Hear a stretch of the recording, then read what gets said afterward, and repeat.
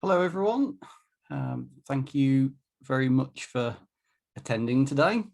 It's amazing to see you all here, and I've been absolutely blown away by the registrations to this webinar. I'm so excited to show you what we've got in store. So, what a year!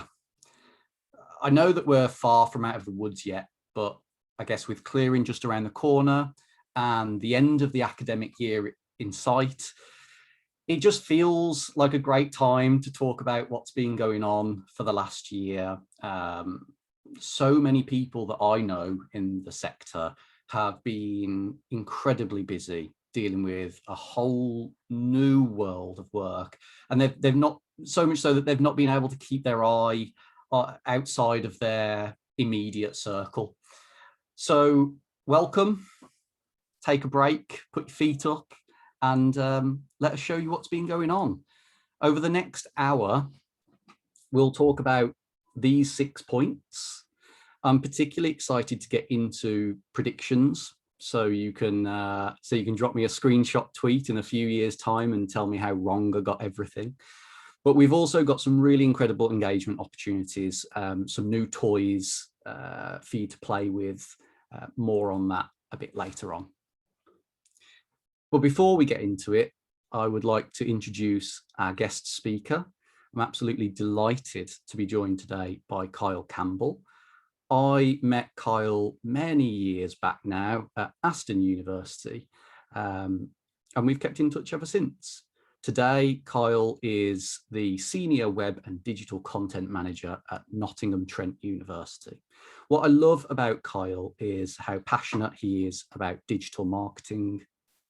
You can tell that he lives it, he totally gets it, and it's not just me that thinks that.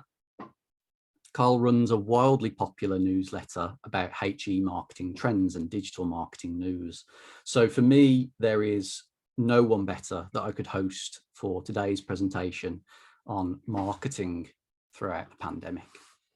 And for those of you that don't know me, my name is Nathan. I have a varied background in both design and engineering, but as a common thread throughout, it's always been a keen interest in innovation and technology. I'm a co-founder at Smile, an award-winning digital agency that designs and builds websites exclusively for the education sector. We've over a decade of experience in building flagship websites, microsites, everything in between, APIs, accessibility, workflows, personalization, migration, virtual open days. I could go on, but essentially, if it lives on the web, Smile can help.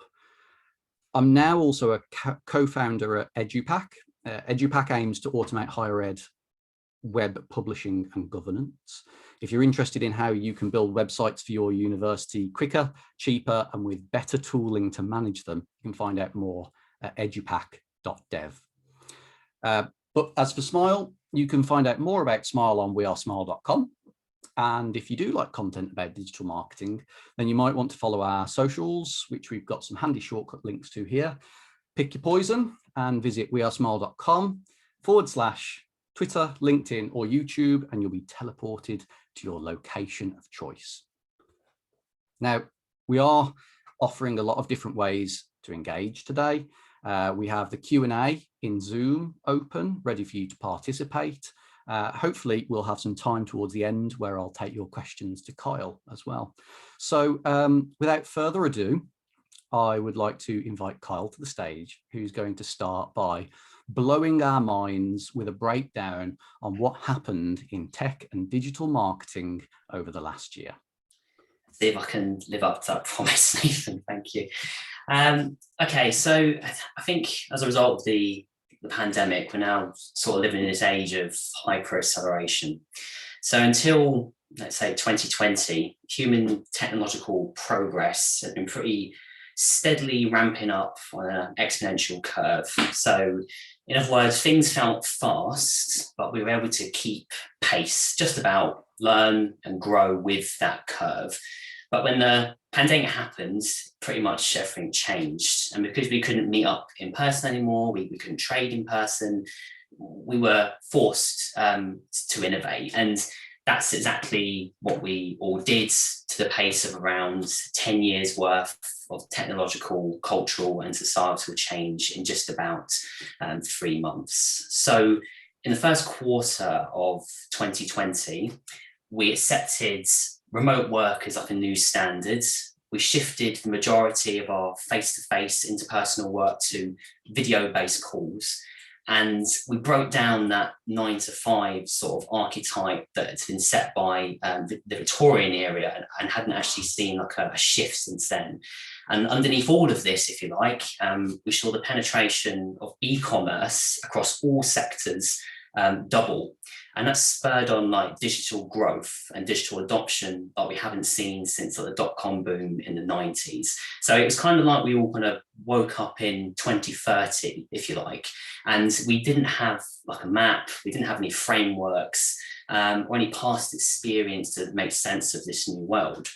And if you couple that disorientation with that accelerated pace of change, you begin to get some really weird and wonderful evolutions in marketing, but also the web in general. And in other words, how people work, connect, and transact almost online.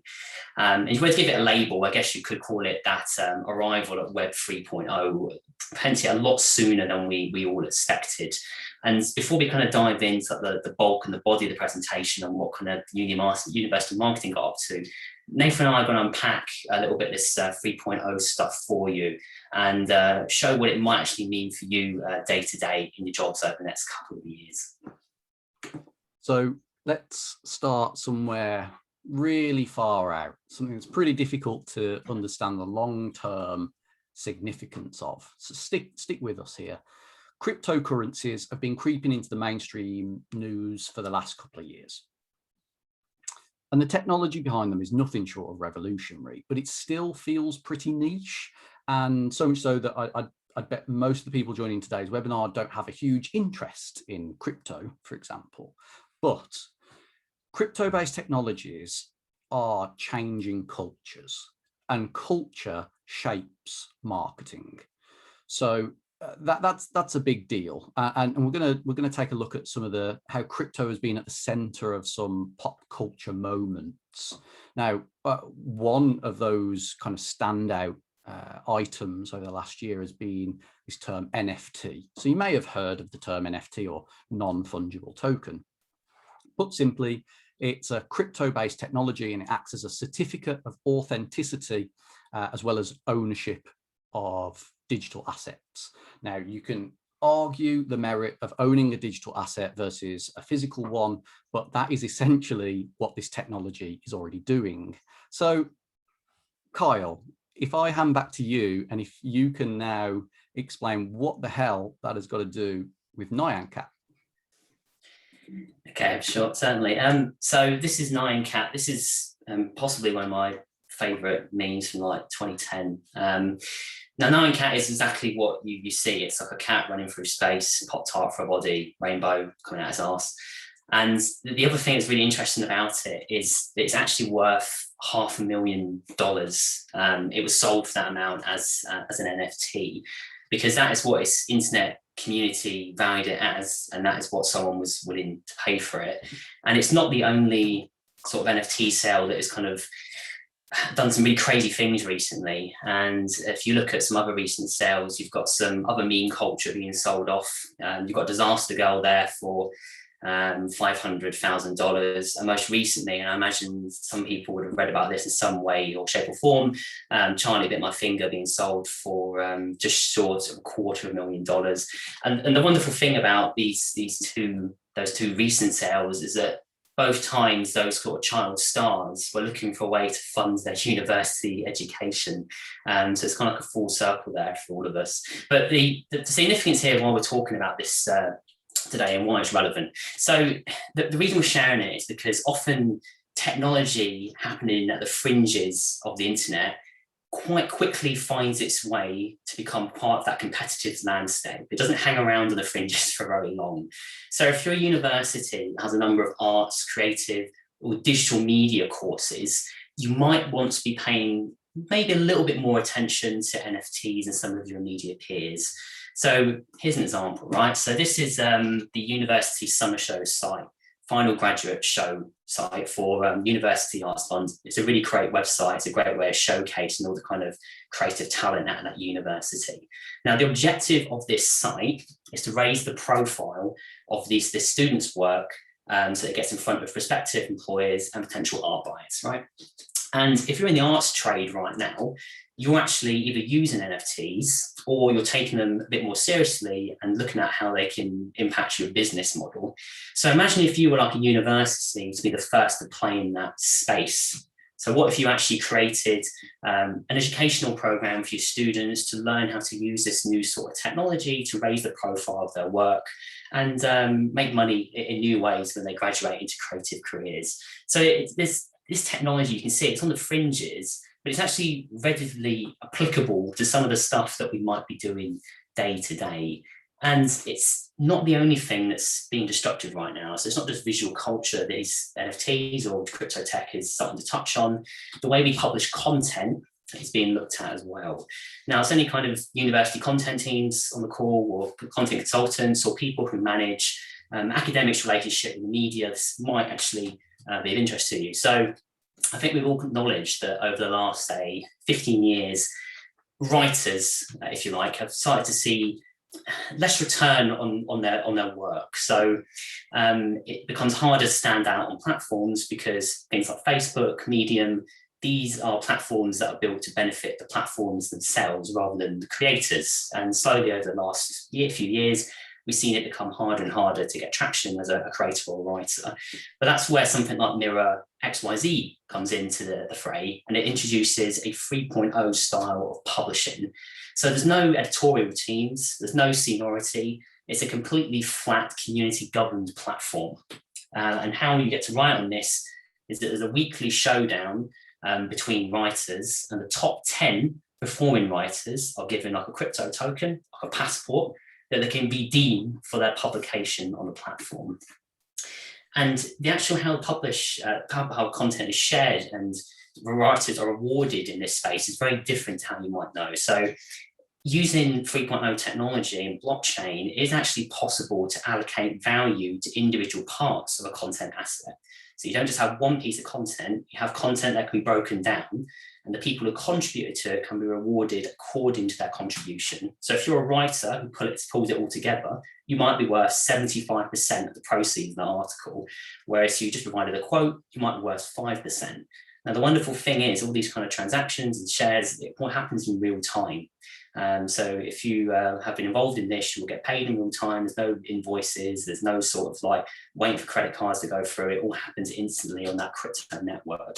So all this kind of fringe technology, if you like, is sort of spurring on this resurgence in individual publishing.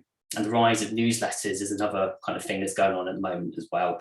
And journalists going out on their own to kind of build their own direct consumer relationships. And this is scaring a lot of bigger brands, especially like the New York Times here. Now, I'm a really big fan of the New York Times. They've got a fantastic subscription-based business, but they recently came out and they effectively banned all their journalists from pursuing independent publishing channels.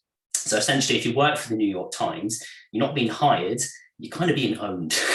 And that's a very problematic relationship, especially as the internet culture is moving back towards this sort of decentralized way of doing things day to day. And journalists, the reason they're going to these platforms is because they see that going down that independent route, it gives them more control, more freedom, and quite frankly, greater revenue in the long term. And again, the reason we're sort of sharing this today is because it's not just happening in like journalism and publishing, it's starting to hit the shores of academia as well. So this is a University of Toronto professor. His name is Jordan Peterson, and he's become a little bit of a controversial digital media star over the last few years. And it's because he builds direct to consumer relationships and monetizes his research, courses, etc. directly. He's so kind of attuned to this way of being that he even sells t-shirts, stickers and posters. So he knows his worth and he's exploring all those different revenue opportunities. So if you look at an example like this, and these are becoming more common, you begin to think that, well, what's the role of the marketer going to be over the next few years? So perhaps as marketers, in order to retain talent like this in our universities, it might be our job to educate and advise academics on how to build models like these. So you can be like New York Times and you can shut all this stuff down, or you can look at ways to grow your talent and build up their reach in order to kind of get more benefits for the university in the long term.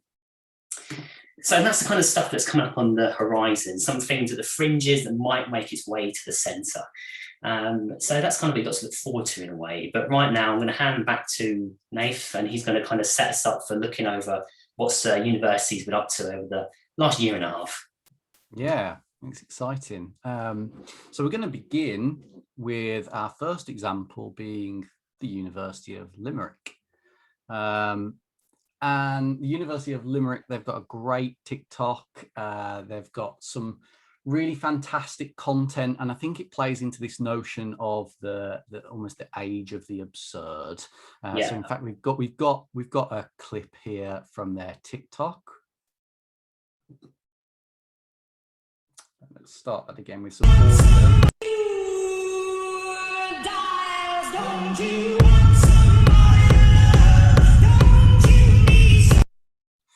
Some terribly loud audio there, but I think this post had over 50,000 views, 6,000 likes, and this is 9 seconds worth of content. I don't know if you've got anything to add here, Kyle. Yeah, and I mean, I think on TikTok it's easier to get those kind of viral hits, if you like, if you get it down in a form like this. But I think the reason this did so well was how Limerick have really got a very tight sort of editorial understanding of what works on TikTok, and you can see the evolution of that channel. And you see at the beginning they've gone in with a very different strategy. So it feels very glossy at the start. Like they've also got some consultancy in. They've put out the typical sort of university videos, the stats and all that. And then I swear they're probably a TikToker. Or maybe I remember the marketing team came in and went, no, we're not going to do it this way. We're going to do it this way. And they've built the whole offering on that platform to entertain.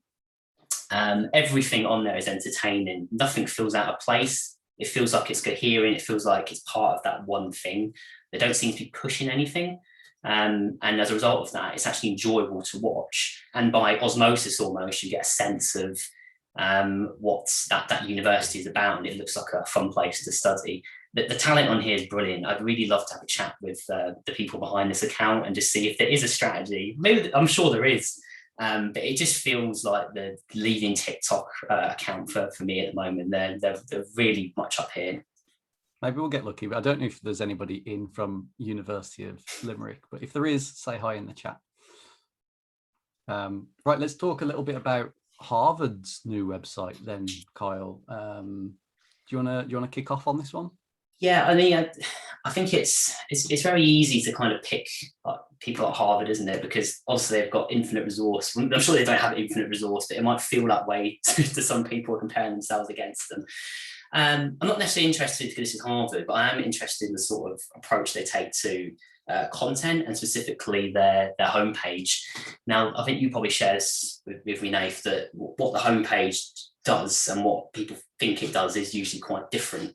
And a common misconception is that pretty much every journey starts from the homepage, which isn't the case. The majority of them start from Google.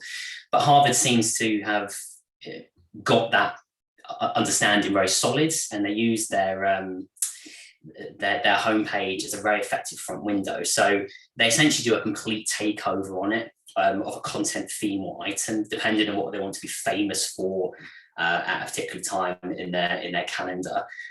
So it's not just like changing the banner at the top of the page every 3 months. Like I swear, every time I go onto this, they've got a completely different content theme going on, and they've pulled in articles, videos. They go deep on the topic to position themselves as an expert.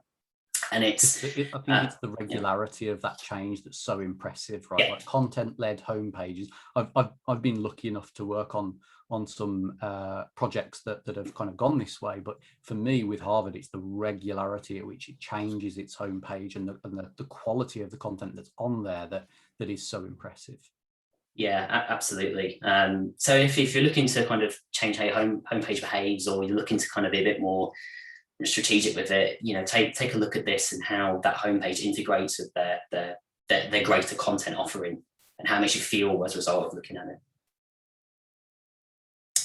So this is tigers, isn't it? This is wear a mask, yeah. Social distance, wash your hands for an entire 20 seconds.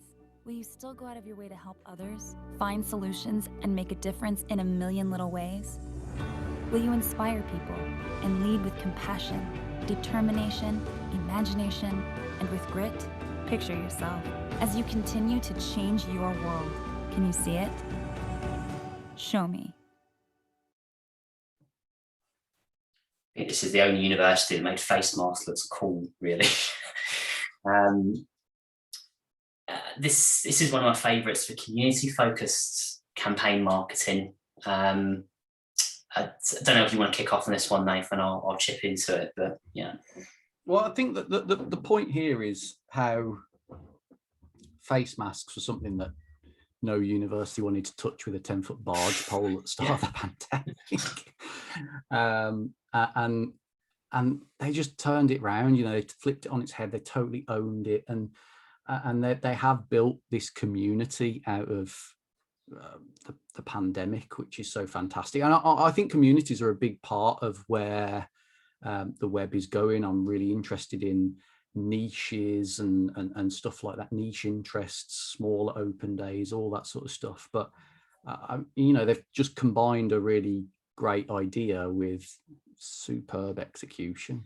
Yeah, and the premise behind this was, I think a lot of challenges that unis faced is, how do you kind of sort of educate your community that you probably should be wearing a face mask around campus, you need to wash your hands, and there's always a risk that the content doesn't fly, and there's been lots of ways that people get around that, but I found this one quite creative and fresh, and it seems like by sort of getting people to kind of do it around on their community, it kind of became policed by itself and its own student body. And obviously University of Missouri had their other techniques as well, but this is one of the very few examples of a really high-end campaign and using like community marketing to really push those messages. And they seem to be carrying it through as well. Like that's taken off their homepage a few days ago, and it's now they've got their jabs done. It seems to be like ever kind of progressing journey with this sort of narrative around the pandemic. So it's very impressive.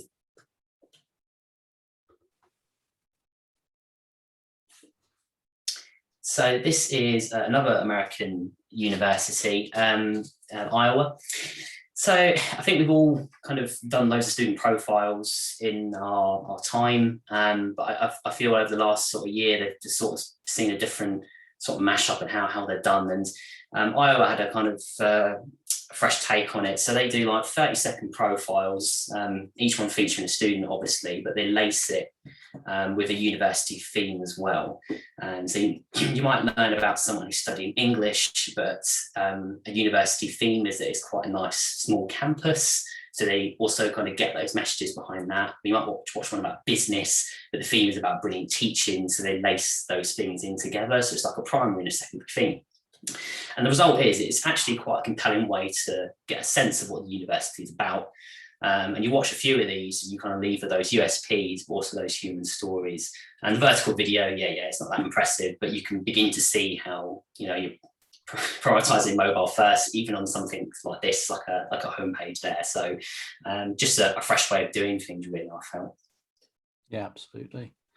Well, let's get on to virtual open day. I don't know whether you've ever heard of these things, Kyle, virtual open days. I mean, they for obvious reasons, they blew up, right? Over the last year, so many different examples, so many different takes, so many different applications on how they've been done. I mean, some particular favorites here. Why don't we start with, let's start with Deakin. Kyle, tell us a little bit about the Deakin Virtual Open Day. Yeah, I mean, again, like Harvard, I always feel that Deakin's a bit unfair to choose, because Deakin are this kind of technologically brilliant uni, and they were famous a few years back for their amazing AI-powered student app that, this is like years ago, and now universities still haven't quite caught up. So they have like a team of engineers at the disposal. When you look at Deacon stuff, don't feel too bad about it. It's quite hard to achieve. So their virtual open day is awesome. The first thing that hits you is it feels like this event. It's got the countdown clock. It's got like a whole page about like headline speakers and all that. It just feels like, you know, it's trying to be something very different to that sort of typical setup. And the other thing that's quite remarkable about it is the on-demand section that it has. If you miss the main event, you put in a bunch of requirements for your preferences and what you're interested in at university. And then it's essentially like a Netflix-based platform, I'd say. Then it kind of gives you that tailored feed of content, a series of videos and various other content items to work through. So it immediately takes the data that's put in and spits out something that is of value to someone using that. So you don't kind of have that drop off. The other thing that they've been doing, trying recently, is gamifying open days.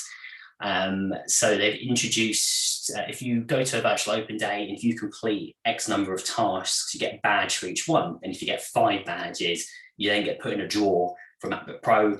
MacBook Pro is an important thing here, but they've probably crunched a number, haven't they? And they've gone, right, well, if students do these 5 things, they are more likely to convert. So they're trying to incentivize that path to conversion, I guess. And I've never seen that anywhere else before. So I found that really cool, really stand out.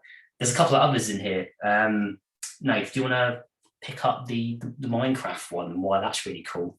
Yeah, there's an example here from University of Aberdeen, I think. And the cool thing about this is that, so Minecraft is a game where you can build stuff out of blocks, right? And actually with some international students put together a recreation of the campus, and they'd never even been there. They did it all from photos and videos found on the university website. I think there's a really great story around this, and it shows the importance of all of that stuff that you are promoting. So, you know, if you've ever questioned the value of your photography or your videography, here's a great reminder as to why it's super important. But I think virtual open days have just been huge, loads of really interesting takes over the last year. And yeah, congratulations to everybody that's pulled them off, because it's not been, you know, it's been a big deal for a lot of people in the sector. I don't know whether there's anything you wanted to add to that, Kyle. I think it's a shared pain, isn't it? Yeah. I mean, I will say, like, I don't know if anyone else in the sector is feeling the same way, but after we've done our first one, the second one was slightly easier, and then the third one was easier than that. And I think we've now kind of taken them into that sort of mainstream. We just do them now. And I think the kind of standout things people going forward would be those universities that really get down that hybrid approach and what that looks like. There's loads of ways you can interpret that. I think there's a lot of universities moving towards now, rather than just having the virtual open day, the virtual offer tends to be always on, and there's like a program always running throughout the year, and the content in those programs reflects what's important at that point in the cycle. It's hard to pull off this stuff, you know, it's not easy. Those are the universities that are winning as well. The universities that aren't just recreating the physical experience online. Those are the universities that are really winning at virtual open days. Yeah. And you know, the next big step, I guess, is hybrid. What a hybrid open day looks like and all that sort of stuff. So I'm really excited to see how that plays out. But yeah, there's been some interesting stuff on this over the last year. But content doesn't always have to come from marketing departments either. This is such a great example of exactly that. This is from University of York. So Kyle, why don't you walk us through this example? So this is a gift. So over the Christmas period, there was a lot of students at University of York staying in halls, as I imagine it was the case. A lot of universities went on the call today. And what University of York did, or a department within the university, is they put together like huge food hampers for these students staying at the university over Christmas. And the sheer size of these hampers and the contents of them, I mean, everything in this pitch here looks like it's like a premium label from Morrison's. It's not kind of cheap stuff. I think students were so surprised and overwhelmed to not to be forgotten and to receive high quality stuff. They just kind of flocked to social media, and that's the kind of formula for this stuff, isn't it? You kind of give an element of surprise and it becomes a talking point and people are willing to share it. But this wasn't a marketing strategy or anything. It just happened to kind of end up on social. So I think, you know, every once in a while, letting your community know that they're not forgotten and you care about them, it's not a bad thing. And you might get something like this that, you know, people take to Twitter and share it, or you might not. But either way, it's not a bad thing to let people know that, you know, you are thinking of them and they matter to you. Yeah, absolutely. Now this is from NTU. So this is from you, Kyle. Well, I can't take credit for the whole thing, but this is yeah. I was quite proud about this for the uni, and I think a lot of us in SETSA have been kind of wrestling with this well-being crisis that was kind of compressed and made worse by the pandemic, because students couldn't get out. They were trapped in rooms and isolated and couldn't go and see each other. So at NTU, this was a problem, and we wanted to kind of give students a way to know where to get wellbeing advice, support, also attend kind of collaborative events.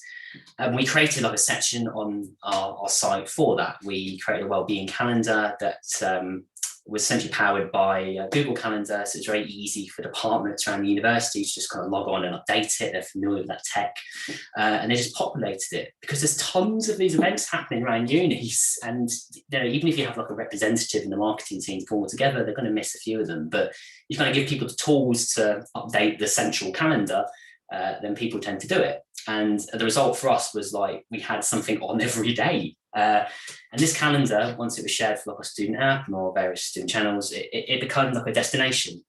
And that's what really worked for us. And I've worked in situations before where good ideas like this haven't worked because there hasn't been like a central hub and there hasn't been everywhere to direct traffic. So it's all very well put out on social media, but if you haven't got somewhere to direct people back to regularly that they know where that content is, it becomes a bit of an issue. So, you know, and it just I feel very good about being involved in something like that. And I really do hope that we helped a few students along the way. And something like this is really easy to set up, I guess, is the key thing here. It's not something that, you know, took us months to develop. It could just be put on the site. Well, this is, we now have the library lawn from the University of Notre Dame. This is a totally different take on well-being, I guess. I think this is probably one of my favourite examples. Yeah, Kyle, walk us through it. Love this. Yeah, so this isn't like, you know, digital events. So I think University of Notre Dame thought, well, what makes a student happy? Well, seeing each other, interaction.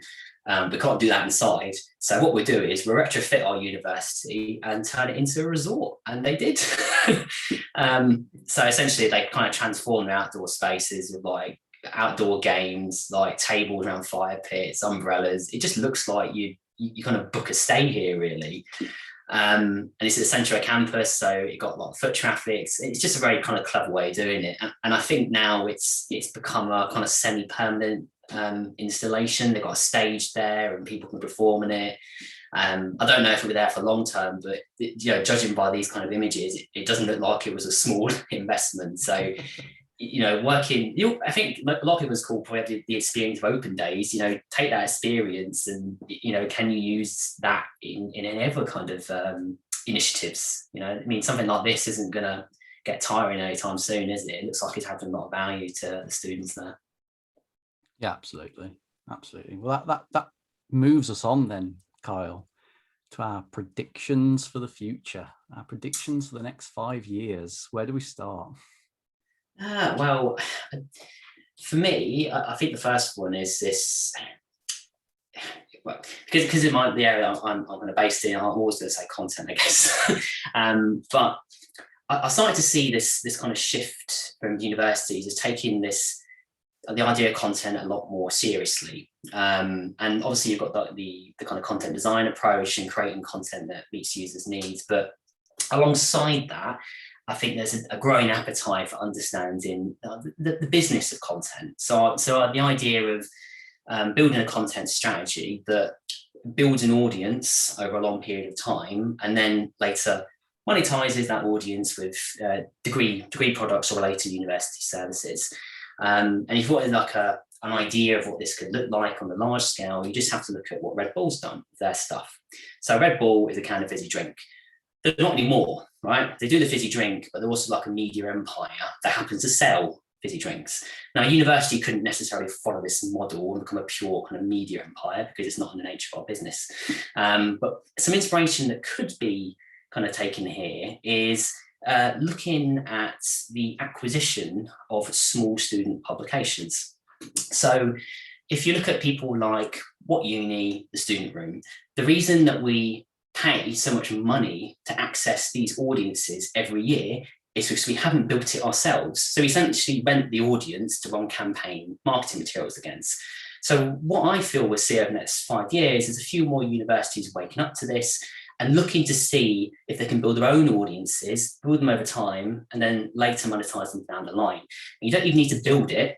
You can just go out and buy it. So if you find some kind of cheap student-based websites where those audiences hang out, there's nothing saying a university can't buy that audience and develop it and build it over time. And in some other sectors, if you want to see a case study as this, you can look at a business called Arrow Electronics. They're a niche engineering firm who provide really kind of unique components. That's that customer base. Their way to market was to essentially buy all those sort of tiny niche websites that were advertising to people in their sector who bought their products. So rather than just paying advertising to these sites, they went and bought the websites, and now they kind of own the media in that space. So yeah, don't go out and buy Student Room What Uni, you can't afford it, but there's lots of kind of cheaper stuff out there ready to be picked up. So I'd love to see a deal on the table between we do this new science building, or we buy a bunch of websites and build an audience that way, So it's an interesting thing. And I haven't seen much of it in education, but I'm starting to see a few little green shoots coming through now. Yeah, the notion of community building is such a big thing, and we've been doing it for the last year with all these virtual open days. It's just a case of kind of carrying that thread on and just really running with it, I think. And like you say, acquisition. Universities spend millions and millions and millions on buildings. It would not cost millions and millions and millions to acquire several of these publications, like you say. So I think there's something in that for sure. Yeah. I think we should probably talk about the prospectus, the future of the prospectus. I actually don't want to stay on this one for too long because, spoiler alert, it's the topic for our next webinar.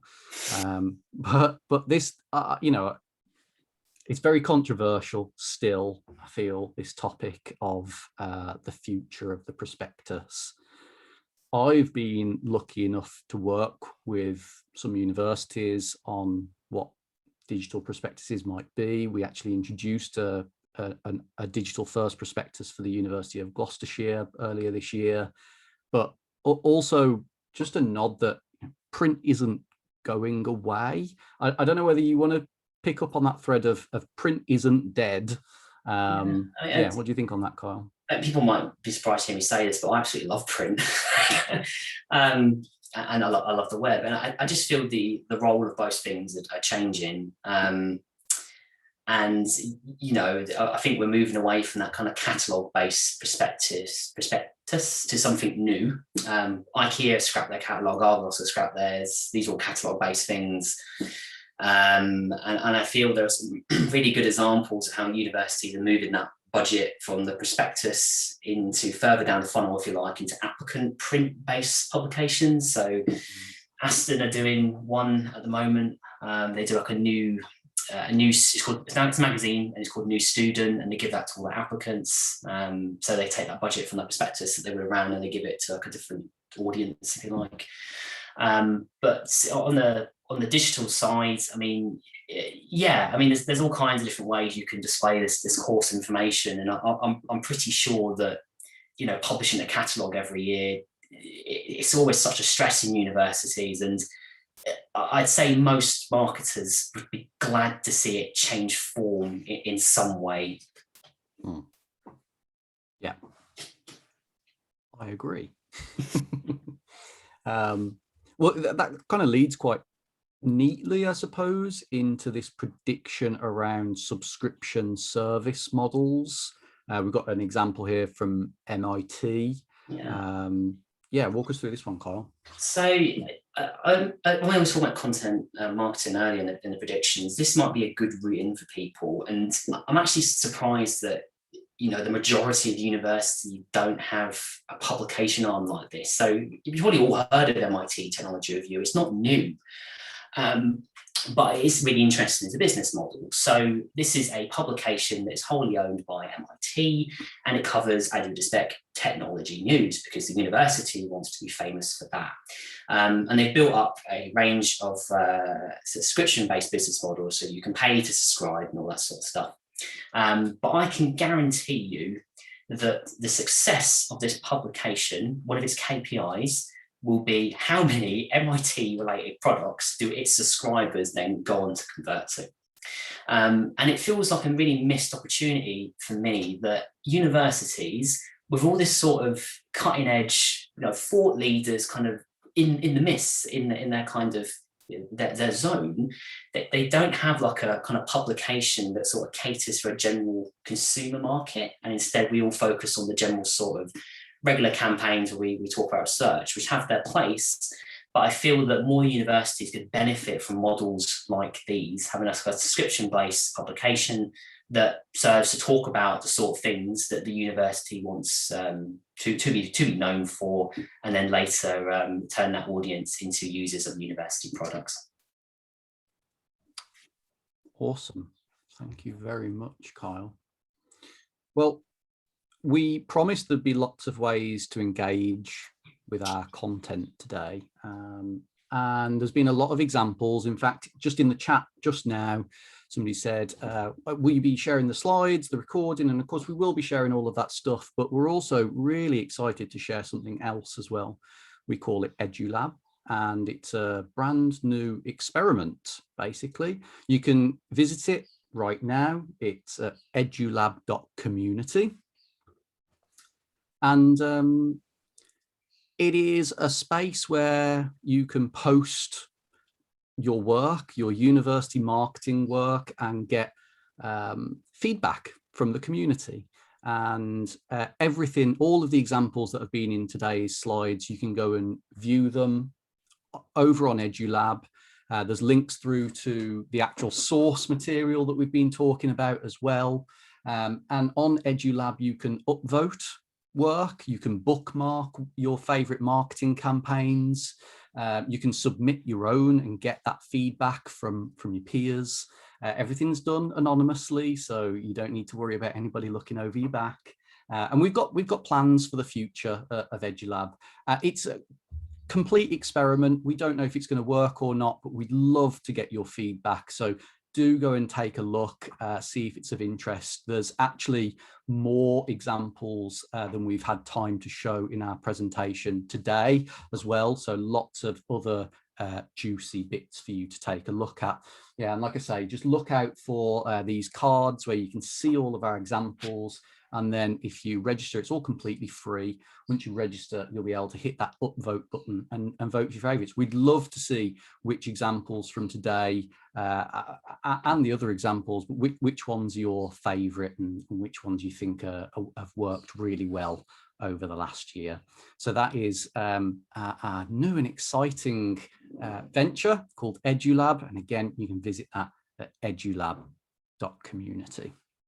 Now, it's a kind of a last opportunity for people to get questions in. So remarkably, Kyle, we've managed to get this all done on time. We are on schedule, which I'm absolutely chuffed about. So thank you so much, though, Kyle, for being here today and walking us through. I'm sure everyone will agree there's been some really useful information that's been shared. I'd like to take the next few minutes to throw some questions at you, if that's okay. We've had some good questions come in. A question that I think we might not have too much time, so we'll zip through just a few. If anybody do have any other questions, please do send them in. But Pete Elliott, actually a good friend of mine from Sunderland, said he'd be interested in your thoughts on predictions for how online and physical events will complement each other in the next year or so. What are your thoughts on that, Kyle? Really good question.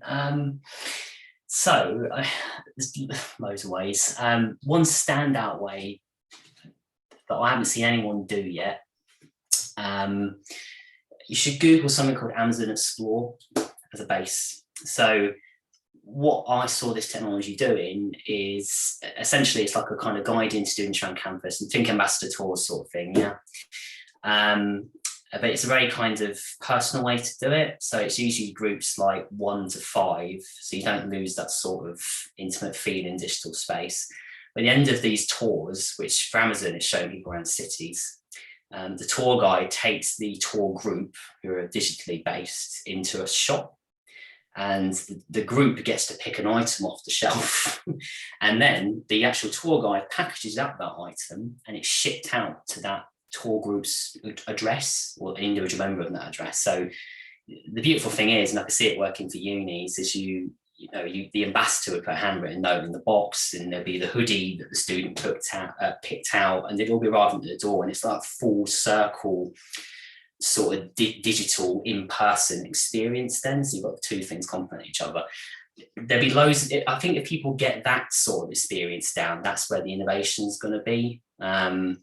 And also, like what I was saying earlier in the day, is like, if you're doing a physical day, do you want to run a virtual one alongside it, or do you want your virtual offering to be something that's always on? You know, these are kind of strategic decisions that need to be made in the institution. But I think some of the most standout examples will be those universities who kind of understand how to make the digital personal. So if you want to kind of, you know, make an impact with your students and surprise them, try and get that balance down, because I think that'll be the initiatives that stand out most.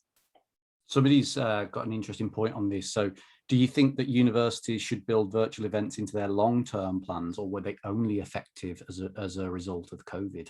Definitely build them in as long-term. I mean, maybe you shouldn't think about it like on a virtual event platform, because events kind of happen occasionally. Think about it as like a place where you can store this on-demand content. So it's a thing that people constantly access. So maybe it was as a kind of, you know, this is your virtual open day. Maybe that was the short-lived thing. But, you know, these platforms that we pretty much now all own, it would be quite sad to mothball them. So maybe look at how you can innovate on top of them, and make them more of a kind of on-demand hub, or a live platform for when you need to turn it on. But I think there's a lot of potential in this on-demand sort of view. And I think there's, you know, the examples we've seen today and in the past have just only began to scratch the surface. I really like this question from Abby Sweeting.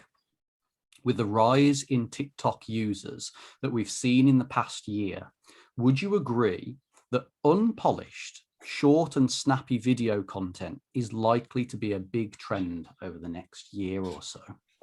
On TikTok, it will be. It won't be on YouTube. So it depends on where you are. So you might not have noticed, but YouTube launched something called YouTube Shorts. And if you haven't noticed it, it's because it doesn't have the audience.